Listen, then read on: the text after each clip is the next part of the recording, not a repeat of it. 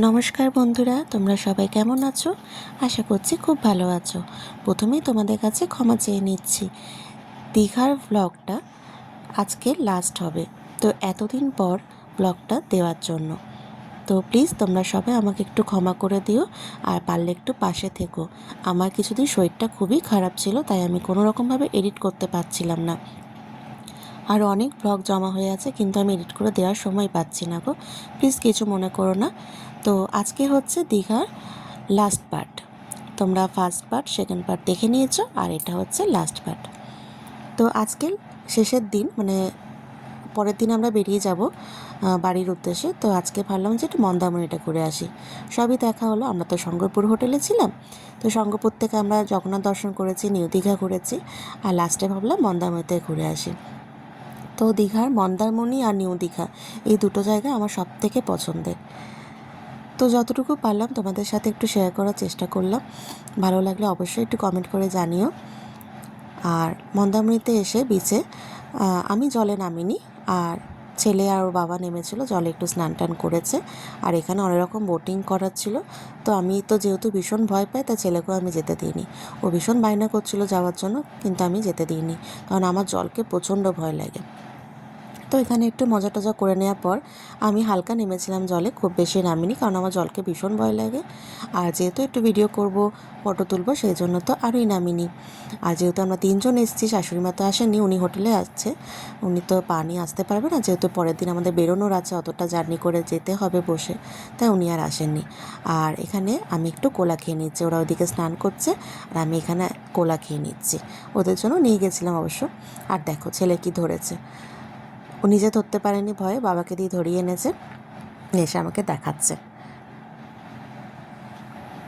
তো এখানে স্নান টান করার পর আমরা হালকা ফুলকা একটু শপিং করে নিয়েছিলাম, কিছু কিছু একটু একটু। তো ওইটা করার পর এখানে আমরা একটা হোটেলে ঢুকলাম।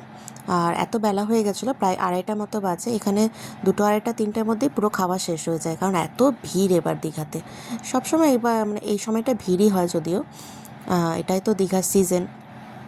তো এই হোটেলটাতে এসে আমরা একটু খাওয়া দাওয়া করে নিয়েছিলাম। ভাতই খেলাম। আর শাশুড়ি মা যেহেতু হোটেলে একা আছেন, ওনার জন্য খাবার নিয়ে যেতে হবে, তাই আমরা তাড়াতাড়ি করে খেয়ে ওনার জন্য খাবার নিয়ে গেছিলাম। এই দেখো বাবা ম্যাজিক করছে, দেখো এখানে স্ট্যান্ড ফ্যানটা আছে, স্ট্যান্ড ফ্যান চলছে আর কি। তো পাতাটাকে এরকম হাতে করে নিয়ে দেখাচ্ছে, দেখো ম্যাজিক। তো যাই হোক, এখানে একটা জিনিস আমাদের খুব ভালো লাগলো, যেটা হচ্ছে ভাতের চালটা। চালটা এত অপূর্ব, একদম সরু চালের ভাত। এখানে দিয়ে দিয়েছে ভাত, ডাল, আলু ঝুরি ভাজা, আর এটা হচ্ছে শুক্তো। কি টেস্ট খাবারে, তোমাদের যে কি বলবো না, এত ভালো লাগলো। এখানে খাবারের টেস্টগুলো অসাধারণ, মানে বড় বড় হোটেলও ফেল করে দেবে, এত টেস্ট। আমি চিকেন নিয়েছিলাম, আর ছেলে মাছ নিয়েছিল, ওর বাবা ভেজ খেয়েছে। তো যাই হোক, শাশুড়ি মার জন্য খাবার প্যাক করে নিয়ে চলে গেছিলাম। আর কোনো ভিডিও করতে পারিনি, কারণ অনেকটাই লেট হয়ে গেছিলো, প্রায় 4টে বেজে গেছিলো। পরের দিন আমাদের বেরোনোর ছিল। দেখো আমরা ভোর 4:20 আমরা ওখান থেকে রওনা দিয়েছিলাম বাড়ির উদ্দেশ্যে। তো আজকের মতো এখানেই ভিডিওটা শেষ হলো, দীঘার ভিডিওটা।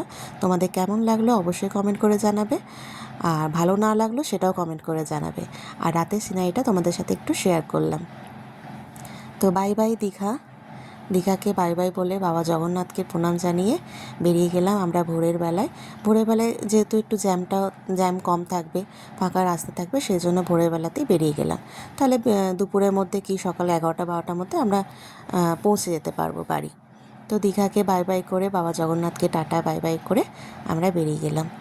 তো আজকের মতো এখানেই ভিডিওটা শেষ করলাম। দীঘার ভিডিও সব শেষ হয়ে গেল। ভালো লাগলে লাইক করে দেবে, শেয়ার করবে, কমেন্ট করে জানাবে কেমন লাগলো। আজকের মতো টাটা, সবাই ভালো থেকো, সুস্থ থেকো। আবার দেখা হবে পরের একটা ভিডিওতে।